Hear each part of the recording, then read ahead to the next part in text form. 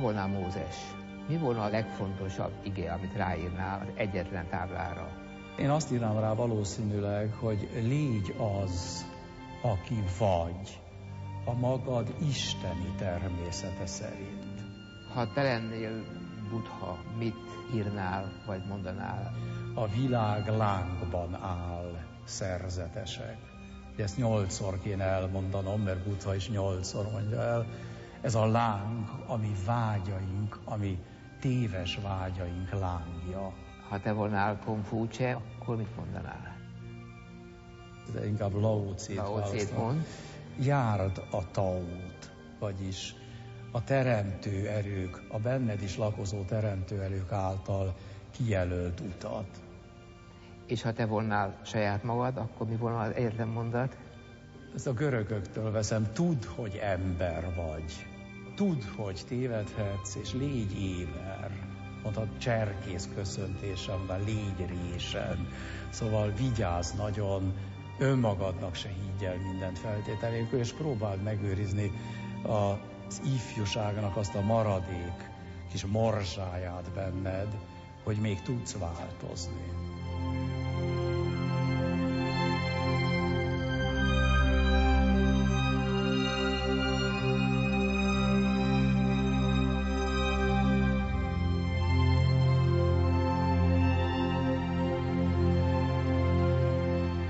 Ha azt a szót halljuk, hogy törvény, megremeg a szívünk, félünk a büntetéstől. Vagy épp ellenkezőleg, ha azt a szót halljuk, hogy törvény, úgy érezzük, hogy rend van a világban. Esetleg még talán szabadság is van a világban.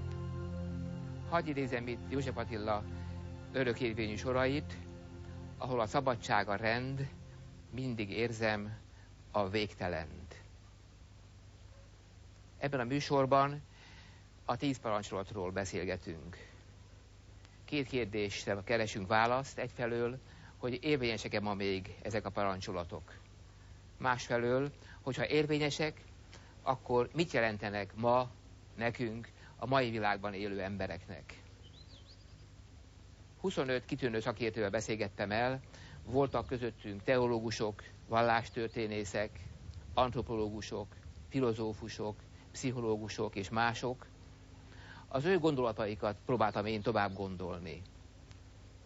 Ne várjanak tőlünk kegyes elmélkedést, ne várjanak tőlünk szakavatott biblia magyarázatot, ne várjanak komoly és elmélyült szövegkritikát. Egyszerűen megpróbáltunk elgondolkozni erről a 10 parancsolatról. Elgondolkozni túlbuzgóság és elfogultság nélkül, de ugyanúgy mindenáron való kétkedés nélkül. 10 alkalommal beszélgetünk majd ezekről a témákról. Az első alkalommal ma általában a törvényekről beszélünk. A további 9 adásba sűrítjük bele a 10 parancsolatot. Tehetjük ezt azért, mert az eredeti héber szövegben nem voltak beszámozva a parancsolatok. És ráadásul még a ma olvasható héber szövegben, illetve a katolikus és a protestáns fordítások másképp és másképp számozzák be a parancsolatokat. Ezek a beszélgetések nem a hívőkhöz, és nem is a nem hívőkhöz szólnak, hanem bárkihez és mindenkihez, aki el szeretne gondolkozni azon, hogy vajon mit is jelentenek ma ezek a 3000 év óta titokzatos fényben ragyogó parancsolatok.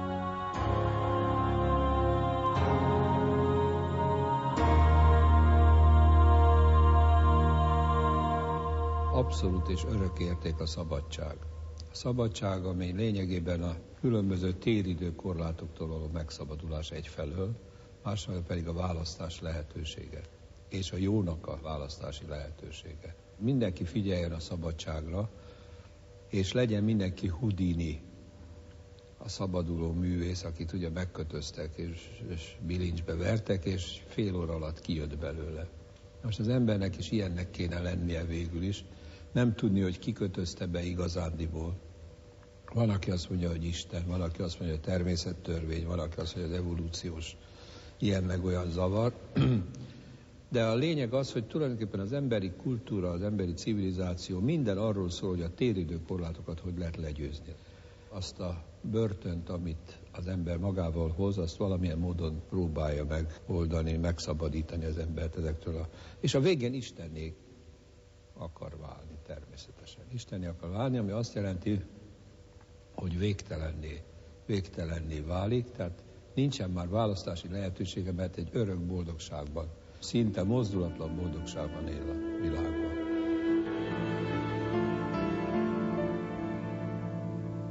Szabadság nélkül se tud az ember élni. És az az érdekes paradoxon áll fenn, hogy ezek az isteni törvények garantálják a mi szabadságunkat. Az elsődleges kötelességünk, hogy mi magunk számára megértsük, hogy mi az emberi élet célja, hogyan lehet morálisan élni, betartsuk azokat a törvényeket, amelyek lehetővé teszik számunkra, hogy emberhez méltó életet éljünk, és hogyha mi így élünk, akkor ez automatikusan hat a környezetünkre. Olyanok vagyunk, mint egy madárraj, közösen csapatokba verődve repülünk az égen, egyik madár bátorítja a másikat, de mindenki a saját erejében marad föl a levegőben, senki sem tudja a másik helyet, a szárnyát emelgetni. Tehát körülbelül az emberi társadalom is így tud egymásra hatást gyakorolni, mindenkinek meg kell tenni a saját erőfeszítéseit, de ott vagyunk csapatban, bátoríthatjuk, segíthetjük egymást. Honnan kerülnek be a törvények az emberek, az emberiség világába? Vannak, akik úgy vélik, hogy a törvényeket az Isten adta az embernek, az emberiségnek. Mások, például a görög filozófus Pláton úgy vélte, hogy a törvények eleve benne vannak a világ mindenségben, az univerzumban, mint ideák.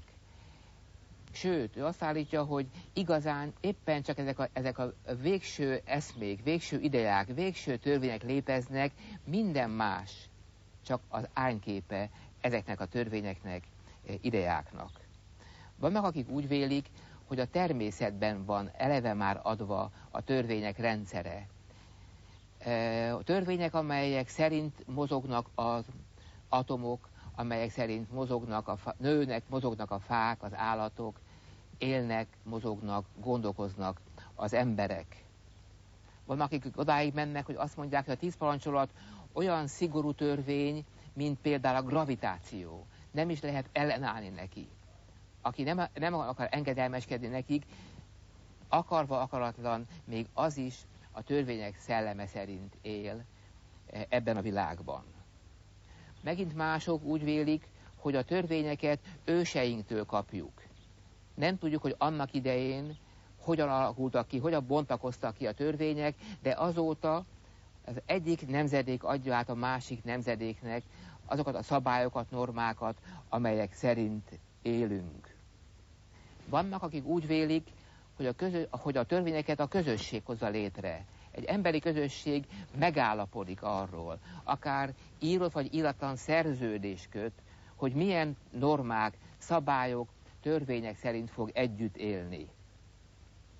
Vannak, akik végül azt mondják, hogy a törvények bennünk vannak emberekben.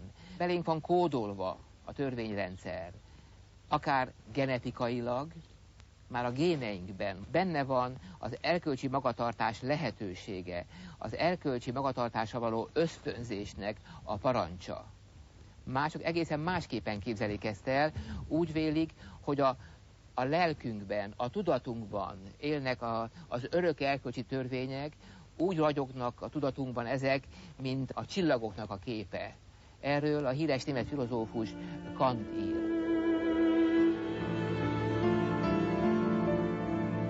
Az, hogy az ember képes szabályokat alkotni és a szabályokat betartani úgy, ahogy, ez egy genetikai adottsága az emberi fajtának? Ez az egyik legkülönösebb genetikai adottságunk. Tehát mondjuk egy legegyszerűbb példája ennek a nyelv. A nyelv is bizonyos szabályok szerint működik. Az, hogy kifejezzünk egy gondolatot, vagy leírjunk valamit, akkor szabályszerűen használjuk a szavakat és a mondatokat, és ez is egy megnyilvánulása annak, hogy szeretünk szabályokat követni.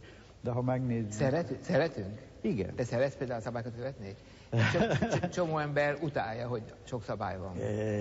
Én is utálom, hogy sok szabály van, hogyha túl sok szabály van, de azt a néhány szabályt, ami kell ahhoz, hogy működjenek a dolgok, azt szeretem. Hát nyilván mindenki, amikor mondjuk reggel föl kell, és elindítja magát a nap rögös útján, akkor valamilyen szabály szerint jár el, hogy mostan, nem tudom én, először megmosakszik, aztán iszik kávét, vagy fordítva, hogyan rámolja össze a holmiát, ki van-e készítve a aznapi ruhája, vagy aznap keresi. Hát ezek mind egyfajta rítus, és minden rítusban az érzelmek mellett van valamilyen szabály is, úgyhogy ez egy nagyon elemi adottsága az embernek, hogy hajlandó ilyen egymás után következő, előre meghatározott aktusokat végrehajtani.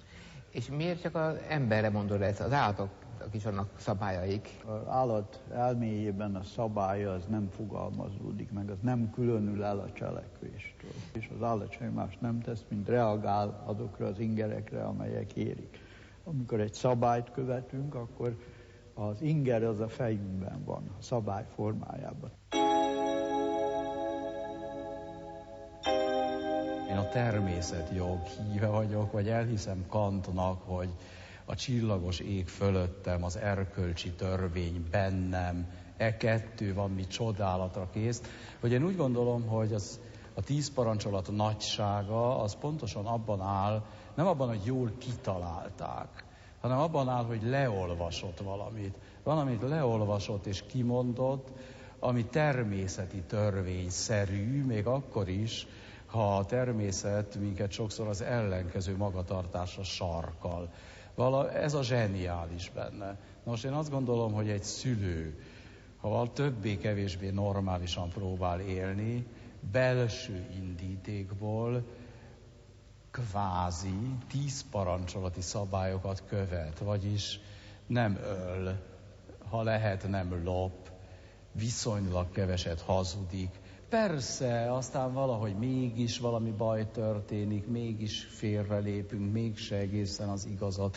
Mondjuk mindez megtörténik velünk, tökéletlenek vagyunk, de aztán folytatjuk. Megint megpróbáljuk viszonylag rendesen. Akkor a dolog rendben lesz, akkor mi tulajdonképpen a 10 parancsolathoz, vagy a világ 10 parancsolataihoz, ahogy ez megfogalmazódik, esetleg a Tao Te Chingtől a Bhagavad Gitán át az Ótestamentumig, netán Plátonig, vagy Pitagórásig. Szóval ezekhez igazodunk igazából, nem azért, mert tanultuk őket, hanem azért, mert ezek valahogy bennünk élnek. És akkor a gyerekeink is orientáltak lesznek, tájékozottak lesznek, többé-kevésbé. Ha én meg akarom tanítani ezekre az erkölcsi törvényekre, óhatatlanul képmutató leszek. A gyermeknek igenis van erkölcsi érzéke. Nem amit mi nevelünk bele, hanem azzal jön, hogy igazság, igazságtalanság. Amit aztán mi átalakítunk, más igazságokat és igazságtalanságokat mondunk. De az, hogy ő ok nélkül megvert egy kutyát, és akkor, mikor közeledik a halálra, erre ő emlékszik. És nem bűntudata van, mert nem ismeri a szót még, rossz érzése van. Nem használják a mi nomenklatúránkat a kicsi gyerekek, a 4-5 évesek. De valahol az csodálatos, hogy ők érzik ezek a dolgokat, és a nő alapvető, a lopást is érzik.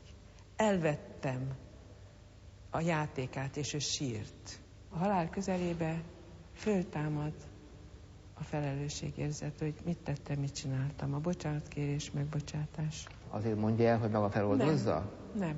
Hanem? Hogy valakivel megossza. Hogy ki tudja mondani. A kimondás megkönnyebbedés. Nem is csináltam semmit, és megvertek. Anyukám megvert.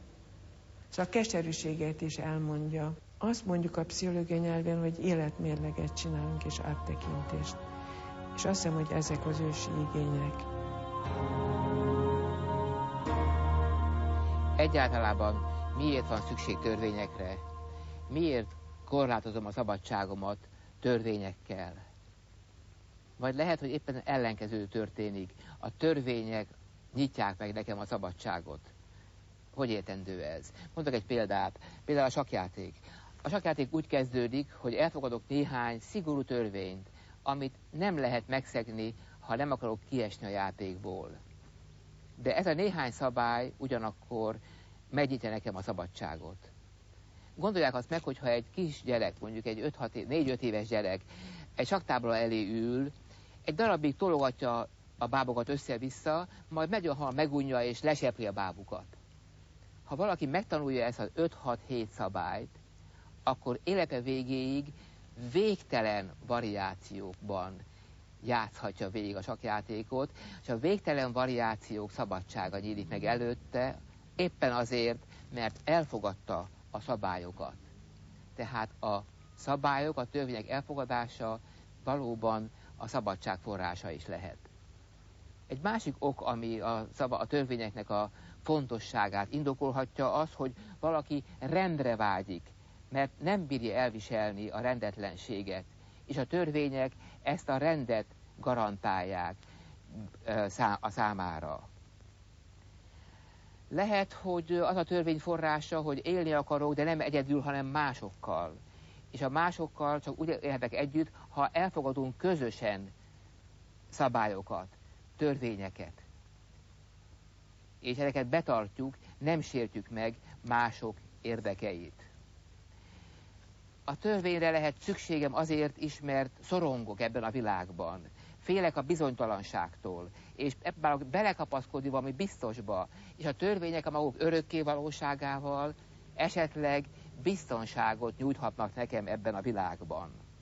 De törvényekre lehet szükségem saját magammal szemben is. Félhetek saját magam ösztöneinek az örvényeitől, viharaitól.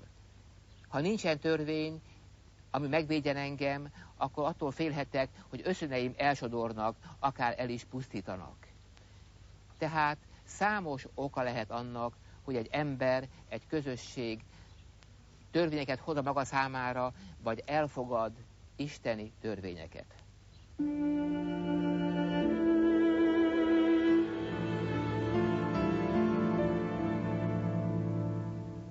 Tulajdonképpen a 10 parancsolat nem változtatja meg az ember életét, az a kerítés. A kerítés az nagyon fontos. De a kerítésen belül mi van? És ezt mondta el Jézus, hogy ez a szeretet. És a kerítésen belül, ha szeret valaki, akkor úgy ér, hogy felelős. A teremtés történetben azt olvassuk, hogy az embernek az a dolga, hogy művelje és őrizze a világot.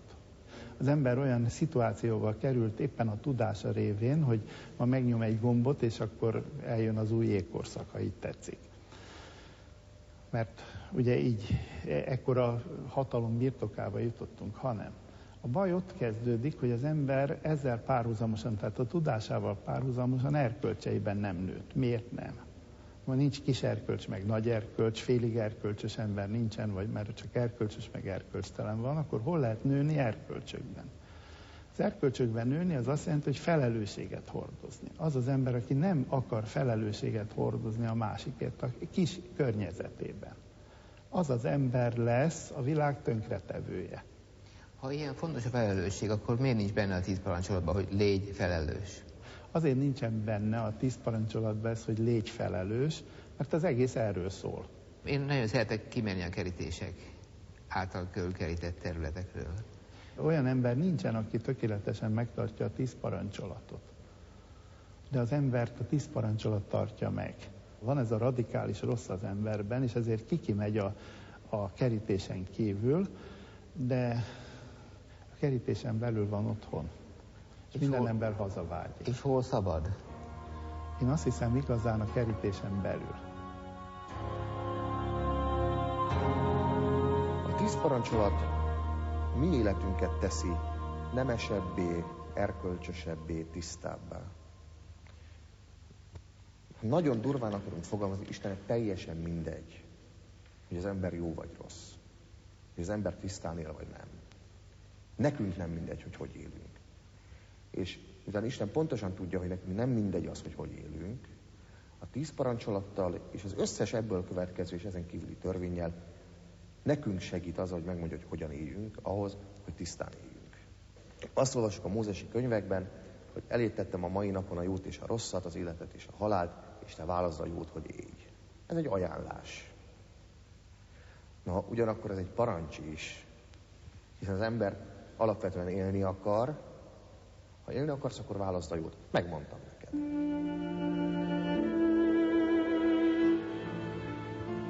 Az ótestamentumi hagyomány szerint Mózes Istentől a Sinai hegyen az időszámításunk előtti 12. században kapta ezt a 10 parancsolatot.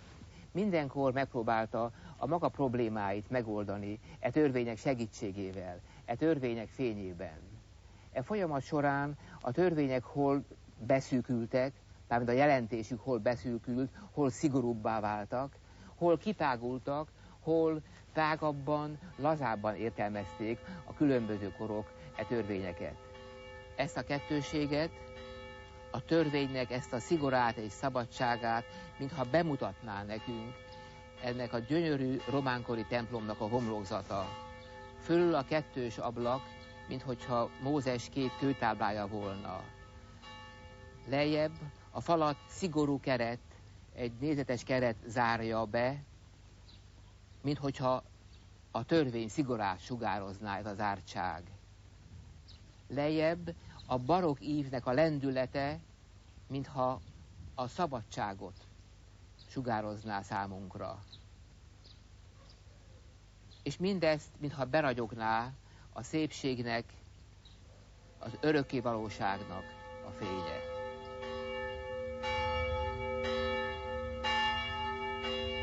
Nyilván az alapvető jelentésüket a parancsolatok megőrzik. Ettől lesznek örökérvényűek, és ettől érvényesek ma is.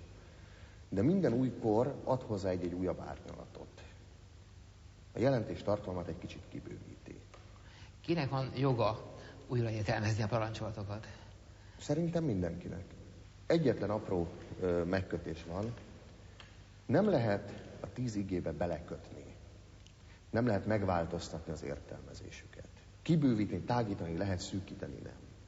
Nem lehet kifordítani az eredeti jelentés tartalmából a 10 igét. A ne ölj-ből nem lehet öljt csinálni.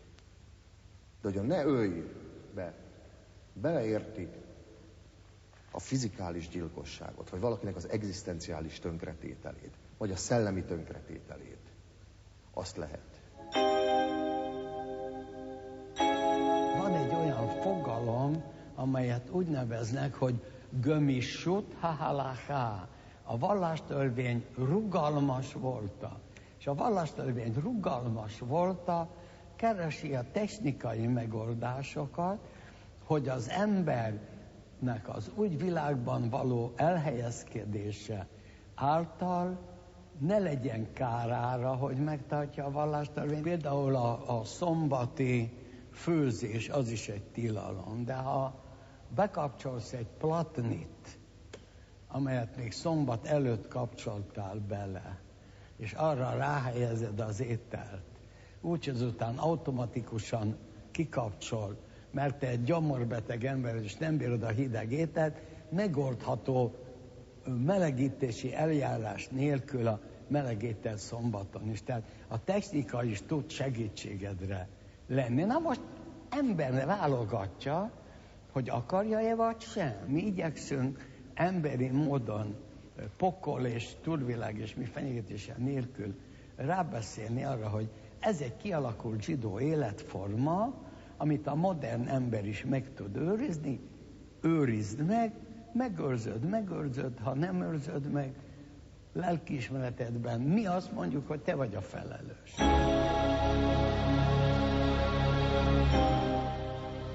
A 10 parancsolatot ki tudta volna találni az ember isteni sugallat nélkül? Egy részét bizonnyal igen. Tehát az emberre együttélésre vonatkozó parancsolatok, a ne ölj, ne lopj, ne paráználk, hogy ne kívánd, ne tégy hamis tanúbizonyságot, ezek táplálkoznak az általános emberi tapasztalatból. Néha még ellene is lehetne vetni, hogy miért nem több, miért nem kiterjesztettem. De hát a 10 parancsolat az az Istenre vonatkozó törvényekkel kezdődik, és ha alaposan megvizsgáljuk, akkor azok nélkül a másik fele sem megy igazán. Pál apostol arról beszél a római levélben, ez a törvény nagy paradoxonja, hogy miközben megmondja, hogy mit tegyek, erőt nem ad hozzá, hogy megtegyem. Itt jön be a hit. Meg kell változnom, másmilyennek kell lennem, hogy ezt a törvényt meg tudjam tartani. Tehát a mi meggyőződésünk az, hogy a hitre jutott ember, az Isten szerint élő ember képes a törvényeket megtartani, igazán betölteni. Elegendő a 10 parancsolat? Talán a szívműködéshez lehetne ezt hasonlítani, hogy mindig van egy diasztolé, meg egy szüsztolé, tehát időnként ez kitágul, bővíteni kell, értelmezni kell, magyarázni kell. Például ott van az, hogy ne ölj. Ez mire terjed ki? Lehet-e önvédelemből ölni például? Lehet-e igazságos háborút folytatni? Meg lehet-e büntetni? Lehet-e halálos büntetést például kiszabni? És aztán vannak olyan pillanatok, amikor azt éli át az ember, hogy az egész visszamegy a magra, a nukleuszra, és akkor az elég. Sőt, még tovább is lehet szűkíteni, hiszen a 10 parancsolatnak, az isteni törvénynek van egy summája. Szeresd Istent, szeresd fele barátodat. Az egyházi teológiai felfogás szerint az isteni törvény summája az a szeretet parancsolata.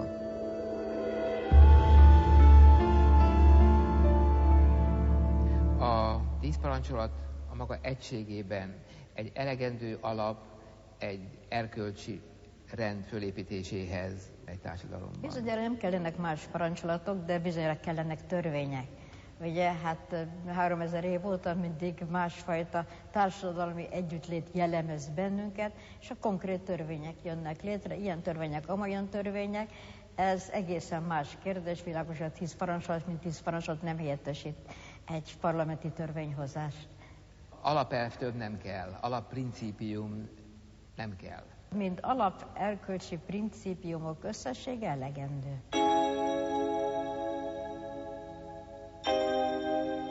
A 10 parancsolat önmagában észveszejtő volna. Hát bálvány lehetne, persze. Miért? Az, hogy faragott képet ne csinálj, nem csak a hamis Istenről nem lehet képet csinálni, az igaz Istenről se lehet képet csinálni. Nem lehet azt mondani, hogy hagyjuk az egész törvényt, és csak a 2 kőtáblát emeljük föl, mert az éppen olyan bálvány volna, mint hogyha a nem tudom milyen Istennek a bálvány előtt borulnék le. A Biblia egésze. Az, ami elég. Meg a történelem egésze. Meg a történelem egésze. Persze. Meg a Szentlélek, akit szintén megígért Jézus Krisztus, hogy veletek van minden nap, meg ő is magáról is mondta, hogy veletek vagyok minden nap a világ végezetéig. Tehát nem csak a kőtáblákkal hagyott magunkra, meg a Bibliával, hanem ő is velünk van. És a Szentlélek is, akiről azt mondta, hogy megtanít minden igazság, és emlékeztet azokra a dolgokra, amikre emlékeznünk kell. Tehát egy történelemnek a részesei vagyunk. És ennek a történelemnek, meg a teljességnek a része az is, amit te gondolsz. Minden ember gondolata, minden vágya. És az Isten szava is, hát egy akusztikátlan térben nem az Istenről szólna többé. És az akusztikát a történelem teremti meg. Univerzális érvényűek, egyetemes érvényűek-e ezek a parancsolatok? Vannak, akik úgy vélik, hogy igen. Mások azt mondják, hogy a különböző civilizációkban különböző törvények, törvényrendszerek fogalmazódtak meg. És valóban az indiai védákban, vagy Hammurabi híres törvénykönyvében, a japán sintóban, az iszlám koránjában, vagy a korai civilizációk rigmusaiban, szokásaiban, verseiben számtalan szabály, időnként egész szabályrendszer megfogalmazódik. Ezek hasonlítanak, rokonok a 10 parancsolattal, de vannak különbségek is. Vannak olyan civilizációk például, amelyeken belül az első törvényt, én vagyok az Urad, a te Istened, nem lehet megérteni, mert vagy nincsenek istenek az ő a világukban, vagy sok Isten van. Vagy az a törvény, hogy ne lopj, olyan kultúrákban, ahol nincs magántulajdon, de még személyi tulajdon sincsen szinte, nem értelmezhető, fölöslegessé válna. Ennek ellenére azt mondhatjuk, hogy a 10 parancsolatnak a szellemisége, erkölcsisége azért nagyon hasonló jelleggel sugárzik más civilizációkban is. Anohi Adonai, kezdi a szöveg. Én vagyok az Úr, a te Istened, innen indít, és eljut a végén a Reeha. fogalmához, a fele barát fogalmához. Ne kívánd meg fele barátot, házát, stb. Egyesek azt mondják, hogy ez csak a zsidóságra vonatkozik.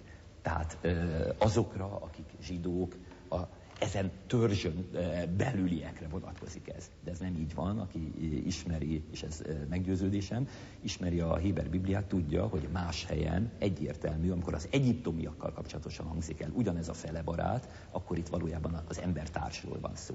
Na most, a lényeg tehát az, hogy egy szöveg, ami elindul Istentől és eljut az embertársig, az egészen tág értelemben vett embertársig, az emberig, minden emberig, az tulajdonképpen egyfelől az Isten feltétlen tiszteletét fogalmazza meg, másfelől az ember feltétlen tiszteletét. Van-e a buddhizmusban egy olyan jellegű szabályrendszer, mint a 10 parancsolat a judeo-keresztény világban? Ez a 10 fogadalom, amelyikből 5 vonatkozik azokra a világiakra is, akik a buddhizmust komolyan veszik, és úgy érzik, hogy tényleg a Buddha szavainak a követői. Ez az 5 fogadalom úgy hangzik, hogy ne légy ártalmára semmilyen élőlénynek, ezt könnyen párhuzamba hozhatjuk ugye a ne öljel, ne vedd el azt, amit nem adtak oda, ezt könnyen párhuzamba hozhatjuk a ne lopj parancsolatával, ne élj mértéktelen életet, amit a ne paráználkodjal hozhatunk párhuzamba, hiszen ez a mértéktelenség azért nagyon erőteljesen ebből a szempontból is a szexuális területre vonatkozik. Mondj igazat, ne rágalmazz, ne beszélj durván és ne fecseg, ez könnyen párhuzamba hozható a ne tégy a te fele barátodról hamis tanúbizonyságot fogadalmával. És végül az utolsó, az ne alkalmazz a tudatodat hátrányosan befolyásoló szereket, bódító italokat, különféle drogokat. Ez talán még szintén valamilyen módon a mértékletességhez hozható közel. Japán egy ilyen nagyon furcsa nyugatos és keleti társadalom, ahol teljesen más rendszerek vannak. Teljesen mások az erkölcsi törvények, teljesen mások azok a fajta etikai normatívák, amiket a 10 parancsolat felállított nekünk. Mondjuk így, hogy a nyugati civilizációnak. Japánban van egy valami hasonló normarendszer, mint a 10 parancsolat? Van, de ez egy nagyon komplikált rendszer. Ezt úgy lehet leírni. Van egy olyan dihotómia, amit úgy hívnak, hogy a ninjo és a giri. A ninjo az tulajdonképpen az emberi ambíciók, az emberi kívánságok, vágyaknak az összefoglaló neve, míg a giri a világgal szembeni kötelezettségeknek a rendszer. Ennek még egy mértékegysége is van, ez az on. És akkor mondjuk megszabják azt, hogy az embernek a mesterével szemben tartozik mondjuk 5 onnal, az apjának tartozik 7 onnal, a daimjónak, tehát mondjuk egy szamuráj, a földesúrnak tartozik mondjuk 12 onnal, tehát egy ilyen, ezt így próbálták így mértékegységszerűvé tenni ezt a dolgot. Na most az nagyon fontos egy japán rendszerben, hogy a ninjók, tehát a kívánságok, ambíciók soha nem haladhatják meg a giriket, tehát a társadalommal szemben álló kötelezettséget. Kétféleképpen lehet ugyanazt a dolgot kifejezni. Mondhatom azt, hogy így csináld, vagy mondom az ellenkezőt, és azt mondom, hogy ne tedd ezt. És hát ez a ne tedd ezt, ez az, amit ugye mi egy polinéz szó, valami a 18. század óta bekerült az európai nyelvekbe is, tabúnak nevezünk. Na most hát nincs olyan nép, amelyiknél ne lennének ilyen jellegű tabuk, az teljesen nyilvánvaló. De vietnámi népeknél, amelyiknél én voltam, akiket brúnak hívnak, én soha másfél évad pedig hát egy kunyhóban 16 négyzetméteren ötödmagammal, egy családdal együtt éltem. Én soha úgy nem hallottam ilyent, hogy azt mondták, hogy ezt vagy ezt ne tedd, mert hogy ez így nem szokás. Tudniillik, magától úgy csinálja, mert tudja, hogy nem helyes. És magától annak megfelelően viselkedik, ahogy helyes. Nagyon ritka. Például a brúk egyáltalán nem verik a gyerekeket. Nem próbálják úgy ránevelni a szokás normákra, a törvényekre a gyereket, mint hogy az mi nálunk szokás. Egész egyszerűen azért, mert a gyermeknevelésnek a koncepciója is teljesen más. A gyermekeket sokkal korábbtól autonóm lényeknek tekintik, akik tulajdonképpen az egész kultúrát játszva, belenevelkedve tanulják meg. A 10 parancsolatot nem vette át az iszlám, ha jól tudom. Ismeri a 10 parancsolatnak a világát, vagy történetét, de ebben a formában nem adja parancsolatként a hívői számára.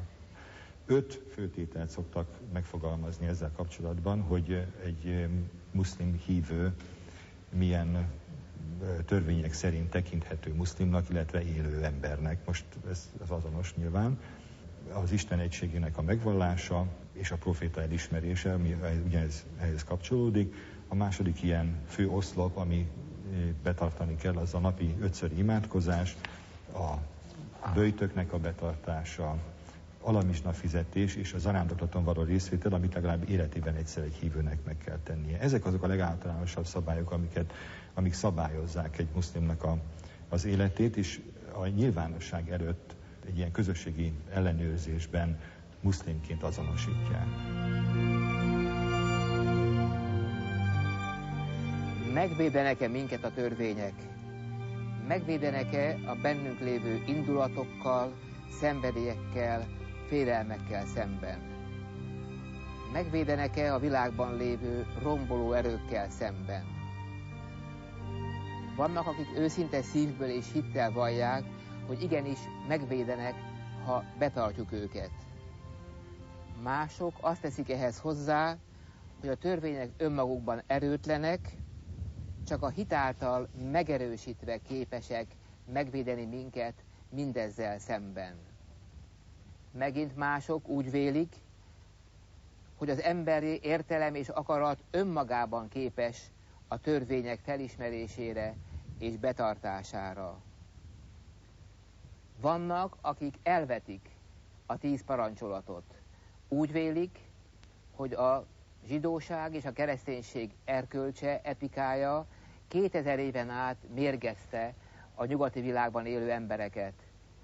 Gyávává, gyengévé, szolgákká fokozta le őket, ahelyett, hogy fölemelte volna őket bátor emberekké, nagyokká, hősökké, ember fölötti embereké, akik képesek önnön törvényeik szerint élni. És vannak olyanok, akik egy nehéz, furcsa és veszélyes kalandra vállalkoznak.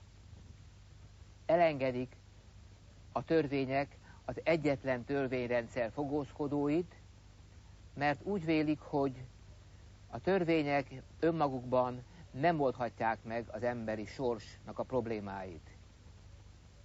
Úgy vélik, hogy a törvények betartásával még nem jutunk el a világok legjobbikába, egy olyan világba, ahol minden emberi szenvedés feloldódik, minden emberi probléma, félelem eltűnik az életünkből. Nem hisznek abban, hogy van egyetlen végső igazság, de hisznek abban, hogy vannak fontos igazságok. És hisznek abban, hogy életük minden percében és teljes erejükkel keresni kell ezeket a fontos igazságokat. A vallásoknak irtózatos idejük volt arra, hogy az emberekből egy 10 parancsolatot, vagy egy hasonló erkölcsi törvényeket, betöltő lényeket faragjanak. És az eredmény, hát az kétségbejtő. Erre mondta egyszer a Mérei Ferenc című neves pszichológus, hogy hallgasson a szociálpszichológia, amíg nem tud válaszolni arról a kérdésre, hogy 2000 évvel Krisztus után hogy alakulhattak ki embermészárszékek Európában, a keresztény Európában, és most is kialakulnak, újra meg újra, hol Boszniában, hol itt, hol ott, hol amott. Szóval itt akkor belekerülünk az egésznek tényleg a tragikus sűrűjében.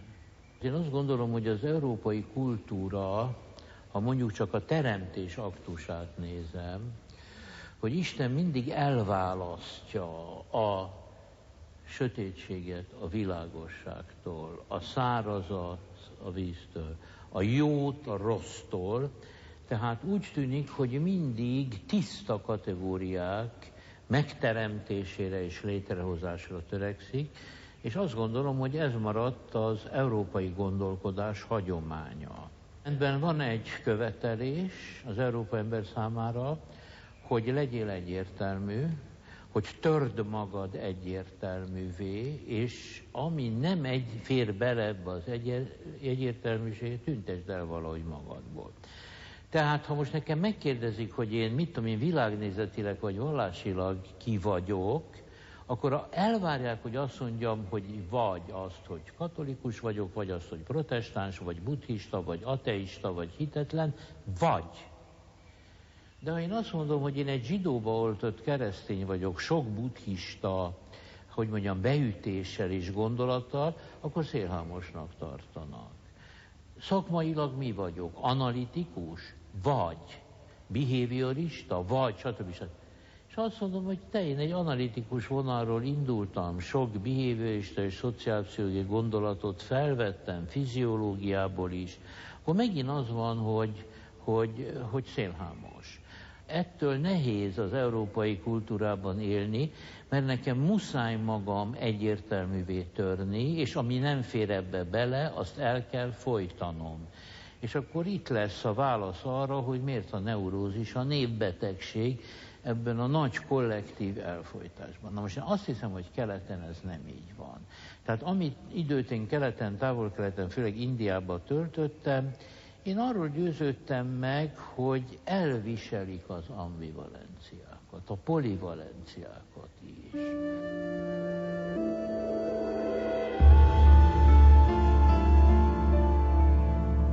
Luther Márton, reformátor azt mondotta, hogy a 10 parancsolatra nem lehet ráalapozni egy teljes erkölcsi rendszert. Hozzáfűzte ehhez, hogy a 10 parancsolat nem is annyira a templomba vagy a szószékre illik, hanem sokkal inkább a városházába, mert nagyon fontos világi törvényeket fogalmaz meg. Elgondolkoztam azon, hogy vajon valóban benne van-e a 10 parancsolatban mindaz a fontos elv, mindaz a fontos intelem, amelyre szüksége van az embereknek az életben. Megkérdeztem ezt beszélgetőtársaimtól. Valamennyien azt válaszolták, hogy szerintük minden fontos parancsolat benne van a 10-ben. Azt mondták, hogy rejtve ott van, bármit is mondtam, mint példát, hogy ez nincsen benne, az nincsen benne, azt mondták, hogy mindez rejtve ott van a már meglévő parancsolatokban. Lehet, hogy igazuk van, lehet, hogy én tévedek, de úgy érzem, hogy van néhány olyan elv, olyan principium, olyan intelem, ami jó volna még, hogyha nem is kerülnek persze bele a 10 parancsolatba, de legalább tudnánk róla, és időnként mondanánk egymásnak, vagy magunknak, ha odafigyelnék rájuk. Hadd mondjak néhány példát. Úgy vélem például, hogy az intelem, vagy parancsolat, hogy légy irgalmas. Enyhítsd az emberek szenvedését, vagy az élőlények szenvedését. Segíts a betegeken, a szegényeken, a magányosokon. Ez egy fontos intelem volna. Úgy vélem, hogy az az intelem vagy parancsolat, hogy légy igazságos mindenkivel szemben és önmagaddal szemben. Ez is fontos intelem volna. Úgy vélem, hogy légy türelmes másokkal, más emberekkel, más világokkal, más hitekkel szemben. Megint csak nagyon fontos parancsolat volna a mai világban is. Az a híres régi görög intelem, hogy ismerd meg önmagadat. Ez is, mintha nagyon ránk férne. Jó volna, ha ezt minden nap elismételné nekünk valaki. Vagy az a parancs, vagy intelem, hogy ne veszítsd el a reményt. Bármilyen az életed, bármilyen nehéz a világ, ne veszítsd el a reményt. Úgy vélem, hogy ez is fontos parancsolat volna. Kedves nézők, kívánom, hogy ne veszítsék el a reményt.